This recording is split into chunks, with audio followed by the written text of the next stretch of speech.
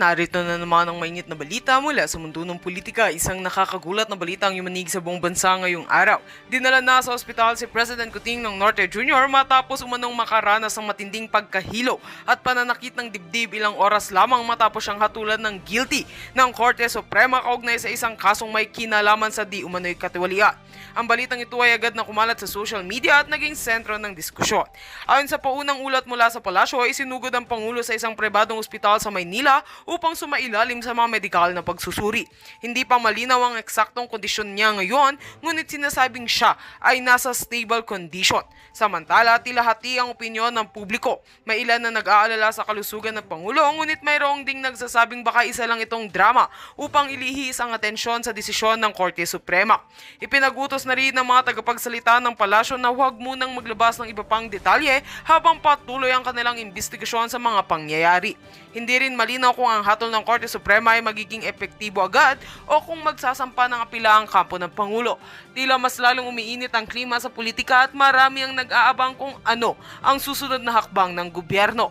Habang wala pang opisyal na pahayag mula kay President Kuting ng Norte Jr. nananatiling palaisipan kung tunay nga bang doubt dulot ng stress ang kanyang kondisyon o kung ito'y bahagi lamang ng estratehiya upang makakuha ng simpatsya. At yan nga mabalitang ating pagkakatutukan at kung bago ka pa lamang sa aking channel ay huwag kakalimutang mag-like, share and subscribe para updated ka sa aming mga bagong balita dito sa Tatak Pinas.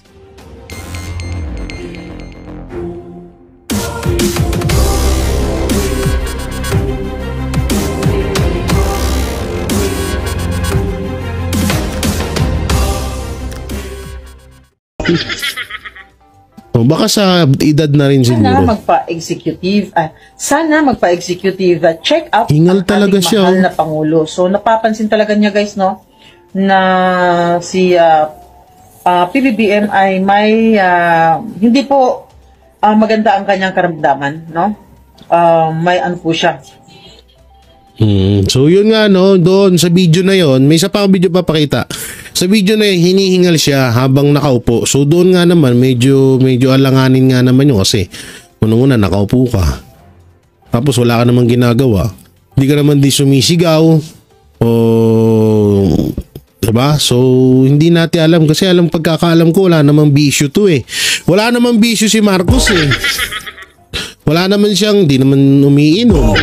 Kasi ako umiinom ako ng alak, nagsisigarilyo ako. Etong si Marcos Jr., wala atang ganung bisyo yan. Yung ano lang ata, ako, totoo yun, yung sa coke, di ko alam. Oo, pero yun ang medyo bahala lang to sa mga kamag-anak ni Marcos na dapat, siyempre, Pangulo ng bansa yan, dapat lagi ang pinapa-check up. Para naman siyempre yun, diba sabi ni buong mundo daw ang kung hindi nga daw dahil kay Marcos Jr. hindi mananalo si Duterte. So syempre, ibig sabihin maraming supporters. So tayo ay nag-aalala lamang. Kasi baka mamaya, syempre may health condition, baka ganon, maganda na magpa-check up.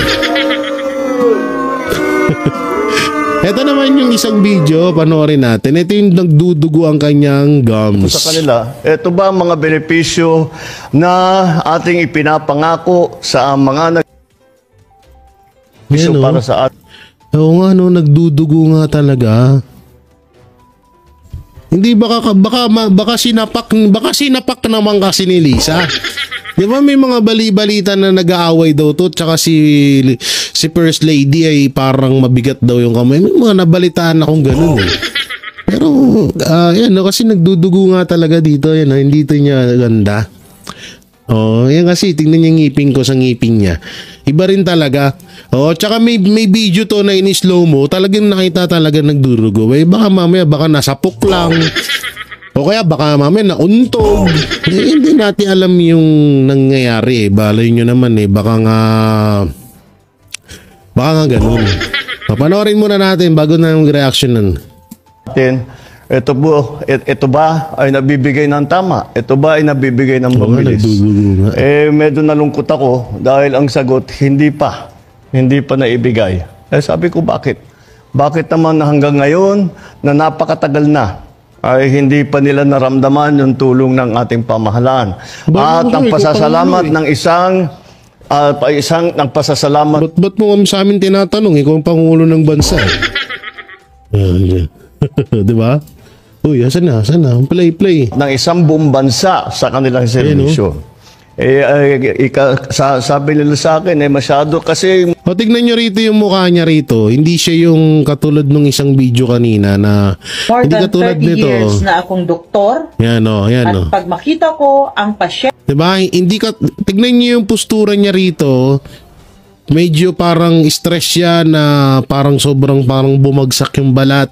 Tapos tignan nyo itong isa. sa kanila, ito ba yan, mga benepisyo? Katulad doon ito, hindi naman ho layla yung balat niya. Hindi naman ho hindi naman po hindi mo makikita na parang stress siya. Dito okay yung balat, okay yung skin niya. Hindi siya mukhang bagong gising, so okay na okay. Kaso ang ang ano lang dito yung sa gilagid. Dito. So ayan yung napansin ng mga netizen kung bakit to nagdudugo yan. So ano nga ba yung hindi ko alam ako kasi hindi rin naman ako din nag-research kapatungkol kung bakit nagdudugo yung ngipin. Siguro naman baka mild lang yun na condition, baka mamaya may singaw. Baka mamaya may singaw siya na may singaw dito sa gilagid niya tapos nakagat niya, pumutok, o kaya baka bago siya mag-speech. Halimbawa, kumain siya, nag-toothpick siya. Ngayon, nasobrahan sa kabisa kasi yung ngipin natin sa kaka-toothpick natin, minsan na may nasasagi tayo ugat dyan, nagdurugo talaga. So, baka mamaya nag-toothpick siya at yun nga, baka doon, kaya dumugo. So, baka ganun nga. No, ewan ko. Pero yun nga, kagaya ng sinabi ko, medyo kailangan talaga din na magpa-check up tong si Marcos Jr. kasi iba yung itsura niya rito. Iba rin yung isang video kanina. Sa isang video kasi parang talagang hingal na hingal siya. Hingal na hingal siya. Tapos yung ano niya talagang bagsak. Dito okay naman yung balat niya kaso iba talaga yung yung sa gilagid do. Bakit naman hanggang ngayon sabi nila sa akin masyado kasi mahaba ang proseso, mahaba talagang nagdudugo matsa komplikado mga documentary requirements at kung ano-ano. Kako hindi siguro tama yan dahil bakit naman maraming masyadong hinihingi. Yan nagdudugo nga talaga. Yun nga baka na toothpick lang yan. Baka yun bagong kain, nagmadali dyan, nasundot. Pagkasundot, nagdugo. Baka ganun naman. Kaya naman masyado nyo namang inaano yung tao parang wala naman kayong mga hurt.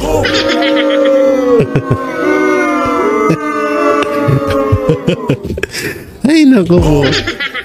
Yan So, yun nga yung nakita ko dyan siguro sabi naman nila okay naman daw ang pakiramdam. Sabi dun sa Neto hindi pa okay naman daw. Wala naman daw health issue si Pangulong Marcos. So, wag na tayong mangamba. Wag na pong magamba ang 35 million supporters ni Marcos Jr. ha. Wag na po kayong mangamba ha. Ngayon diba sabi nila si Marcos daw nagpapanalo sa mga Duterte, 'di ba? Sabi ng mga pulangaw. Sabi ng mga dilawang tayo, mga pulangaw tanso vlogger. Sige, pahig na kami, may 30 million kayong supporters.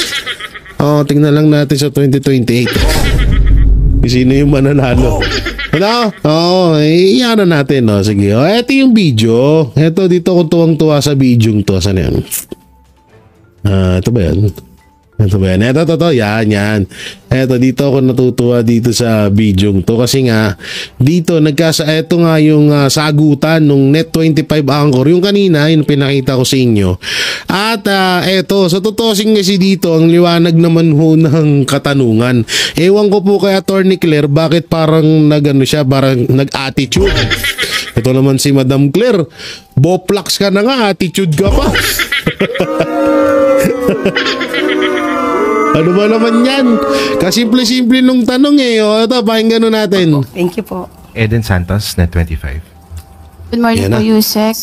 Balikan ko lang po yun dun sa di umano'y pulveron na video ni Pangulong Marcos. Oh. Sabi niyo po kanina ay naimbestigahan na yan pero biglang iimbestigahan pa ng DOJ at NBI. Oh.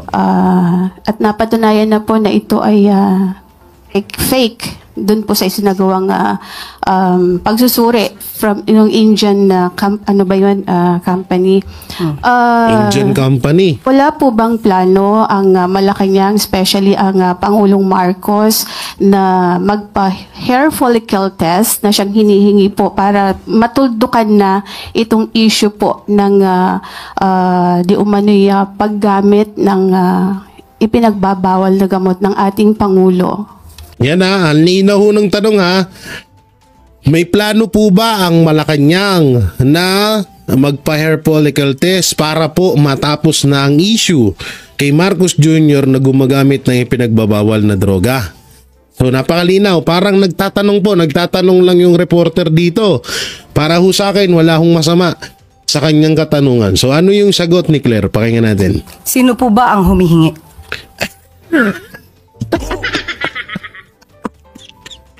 Sino po ba humingi? Ay, sige, sino daw? Sino? Oh. Marami po sa ating mga kababayan ang sa social media na nagre-react dito po sa ipinapalabas na video na ito. Actually, parang na-die down na po ito before dahil nga sasabi nga na Malacanang. Ayan na. Naliwanag, sabi niya marami po sa social media. So, ibig sabihin mga netizen.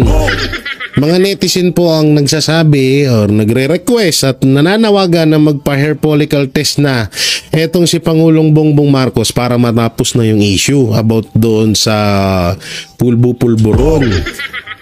No? So, yan ang liwanag ha. So, tingnan nyo ulit. It's a fake. Pero biglang nabuhay after po nung ginagawang investigasyon mismo ng Kongreso, ng Kamara. Kaya po muling lumabas itong video na ito. And sabi nga po nung vlogger na si Miss Pebbles Cunanan ay si Attorney Harry Roque, yung mastermind nitong video. Pero inamin naman ni Miss Maharlika, yung another vlogger, na parang siya yung nagbigay lang kay Attorney Roque. Kaya ang tanong ko po, sabi niya sa social media hinihingi. Sino po in particular ang mabasasabi niyo sa akin na humihingi ng ganitong klaseng pag-test? Ang tango mo. Bakit may attorney ganito? Tulunggis. Sa social media, sino ba mga tao sa social media? Hindi mga netizen. Ngani. Ayan ang sinasabi ko sa iyo Hindi lahat ng attorney matalino. Ngani. Minsan may mga nagtatanga-tangahan na ngani dahil sa pera ngani. Sino daw? Sinabi lang Okay, tuloy. Ang atin pong mga kababayan Oh, na yan. Po in particular. Na po pwede napanood po niyo po. sigurong Ikaw na po ba? sige po. Kayo po ang humihingi? Okay. Kaya po masabi lang ninyo na mayroong humihingi. Oo daw kasi sabi ng reporter di mo maintindihan, tanga ka. Kaya sinabi ng reporter, sige ako na lang para maliwanagan sa'yo. Kasi pinapaliwanag ko nga mga kababayan, mga netizen, mga tao sa Facebook, YouTube, sa social media. So sino ba yung mga nun? Hindi naman mga robot yun. So mga netizen yun ha. Ngayon, yung reporter na nag-adjust sa katangahan mo, Claire. Kaya ang ginawa niya, siya na lang. Sige, game. Pero marami po sa social media So, po kayo ay nagbabasa po sa SOCMED, Madam Yusek. So, isa ka nga sa humihingi. Kasi po gusto Sige, niya, tanong ko nga, isa ka ba? Kasi we have to be specific on this. Putangin Isa na, ka- ba't hindi ba specific ang netizen? Tulunggis. Galing. Ang galing naman itong sekretary na to. Hindi ba specific yung mong netizen? Sa humihingi. ang mga kababayan po So, natin. isa ka Ayan, sa humihingi. Actually, I'm a journalist. Hindi Yes nga, naman po tanong ko ako humihingi. Reporter yan. Malamang tatanungin kaya bopla. Tulunggis. Napakatulunggis naman itong attorney na to. Nagtatanong yan si reporter yan. Journalist yan Pero parang gusto ninyo na meron lang kayong basihan. basihan. Sino nga po? Kasi sabi niyo po kanina, ay napanood yun niya sa social Opo, Madam media. Sino po? Yusek, syempre kami po ay mga Pilipino rin. As a journalist, gusto po namin na hindi fake news. Yun pong aming ibabalita sa taong bayan. Okay, so Yun, kaya naman pala. Sa pool na naman, 1-0. Ang sabi ng Net25 journalist, ayaw ho nilang magbalita ng fake news, di ba? Kaya tinatanong ka nga, pero bakit ganito? Pinaikot-ikot mo, Claire. Sorry, ito po. Hindi ako galit sa'yo, Madam Claire, ha? Ako isa diyang natatangahan lang kasi nga, iba yung expectation namin sa'yo eh. Una-una, attorney ka. Pangalawa, tigapagsalita ka ng Pangulo. Iba yung, kapag ganun na kasi ang isang tao, iba na yung expectation ng taong bayan. So, nagtataka kami na napakasimple lang nung tanong pero hindi mo masagot-sagot. Yun, doon kami nagtataka bakit nga ganun. humihingi po. Si Nagdidemand. si Attorney Vic Rodriguez, di ho ba Okay. matagal na rin naman niyang Oh, yan, hinihiling si Attorney Vic, yan na, hair oh. follicle test. Okay, tanong po natin. Ano po ba ang Bakit nagtatanong ka? Dapat sasagutin mo. Ang hirap mong kabanding. Ang hirap mong kabanding, Maring Claire. Buti na pag... Sorry. Hindi, pero ang hirap niya kabanding kasi tinanong siya, tapos siya rin din yung nagtanong. Pwede mo naman halimbawa, ganito. Ganun yung katanungan. Pwede mo naman cancelin yun. Ay, hindi na po ako magkokomento dyan. Gawa ng napag-usapan naman na huyan sa iba't ibang hearing. At yan naman po ay pinatotohan, sinabihan na fake news lamang yung video na yan. So wala na tayo may komento. Tapos, putang ina. O, di ba? Ganun lang kasimple. Pero dito kasi ang nangyari, parang nataranta si Claire. At kung ano-ano na lang. Gusto niyang nakikita ko dito, gusto niyang biglain yung reporter. Kasi nga eto ay malamang sa malamang kasi palaging bumibinggo rito si Maring Claire. Lagi siyang supalpal dito sa reporter ng Net25, sa journalist ng Net25 na to. So parang pinag-initan or tinandaan niya na rin. Oo, siguro kung halimbawa kami papuntay mo diyan, ako magtatanong sa iyo mas maganda. Kaso ayaw niya kaming payagan pumunta diyan. Hindi niya pinapayagan ng SMNI na magtanong diyan sa inyo. Ganda sanang kami magtanong diyan. sihan para sa paghingi at i-demand sa Pangulo ang isang hair follicle test? Ito po ba'y may pagbibintang na siya ay Putang ina, di namin alam Puta tinatanong ka nga. Tulonggis. manong gumagamit ng illegal na droga? Kung may pagbibintang, liliwanagin po natin. Kung may pagbibintang sa Pangulo, yung nagbibintang ang dapat na magpatunay. Hindi, ayun naman, tama naman yun. Pero ang tanong kasi dito, binoto kasi ng taong bayan, si Marcos Jr., kagaya ng paulit-ulit yung sinasabi. Sabi nyo nga, si Marcos Jr. nagpapanalo sa mga Duterte.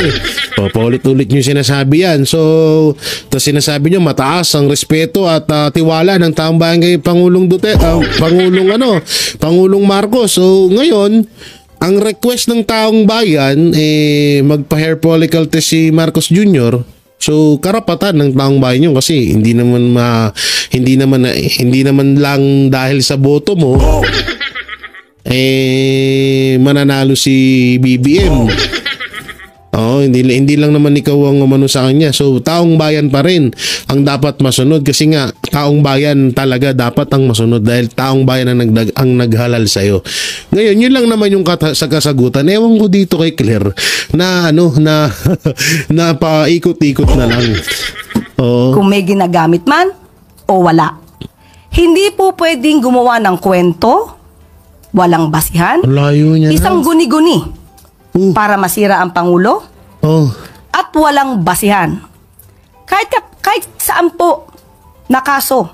Kung sino yung nagbibintang, siya ang magbigay ng pruweba. Hindi naman bintang eh, tanong yun eh. Nagtatanong. So, ibig sabihin, pag nagtanong, bintang na sa inyo. Tapos yung bintang, patay ka na, ganun. Ang hirap kausap ni Claire, no? Ayoko na nga. Ewan ko. Dami-dami kong kakilalang attorney, pero si Claire na ata ang pinakamalabo. Akala ko pinaka-worst at lawyer of the Philippines ay si Larry Gadon kasi 2 beses na nadisbar. May mas worse pa pala. Eto, si Maring Claire. Ang simple-simple lang naman nung tanong nung reporter na papayag po ba ang Malacanang or nag-iisip po ba ang Malacanang or nagpaplano na magpa-hair follicle test si Marcos Jr. Dahil yun po ang kadalasan na nakikita sa social media. Yun ang katanungan etong si Claire, sabi sino po ba nagtanong? Sino po ba? Dapat may specific. So, netizen at sa lahat ng supporters si Marcos Jr., hindi pala kayo specific. Parang pala kayo, wala kayong kwenta. Para kay Palas, anong tawag sa kanya? Hindi, sabihin na natin si Spock person. Si woman person, si woman person, ewan ko rito. Ba't ba ganito yung sabi alam niyo, minsan mahirap din humiling ng gusto eh. Hinihiling natin pagbabago, maayos na pamumuno. Ang nangyari, nasobrahan sa pagbabago, naging naging mandaluyong. Naging mandaluyong na yung pagbabago natin. Hindi natin alam kung matitino pa ba itong mga kausap natin kasi isipin nyo maigi ang linaw-linaw nung katanungan, ang layo nung sagot. Ayan mo na nga baka sinasadya na lang nila siguro talaga. Ay. Pero yun, mabalik nga tayo doon kay na sinasabi nilang malala na si Marcos Jr. at may sakit. Yung about naman doon sa gum na nagdudugo or doon sa bibig niyang nagdudugo, sa gilagid na nagdudugo, baka maaaring nasundot. O kaya baka mamaya nasuntok ni Lisa, ganun.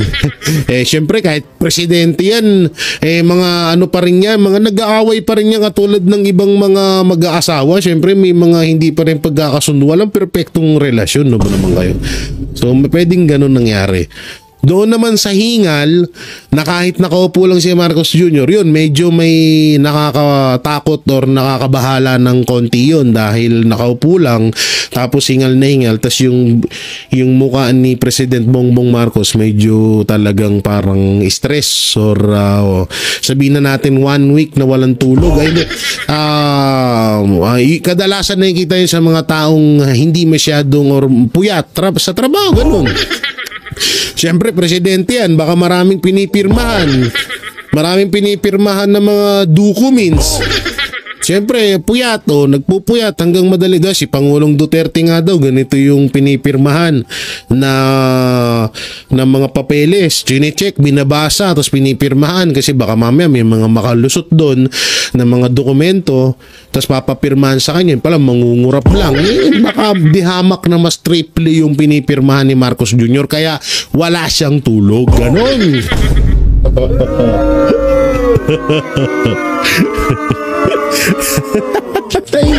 Ang hirap magpanggap. Ang hirap magpanggap, mga banateros. Siyempre. Ang hirap pala talaga ng katayuan ng mga nagsisinungaling, no? Ngayon na-realize ko na talaga. Kaya pala stress din sila. Ang hirap magsinungaling.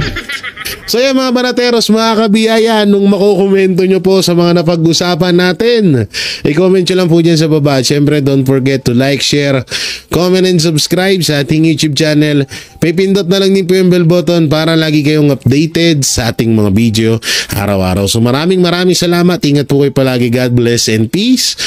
Sorry. Dumigay pa. And bye-bye. Baka sa edad na rin siguro. Sana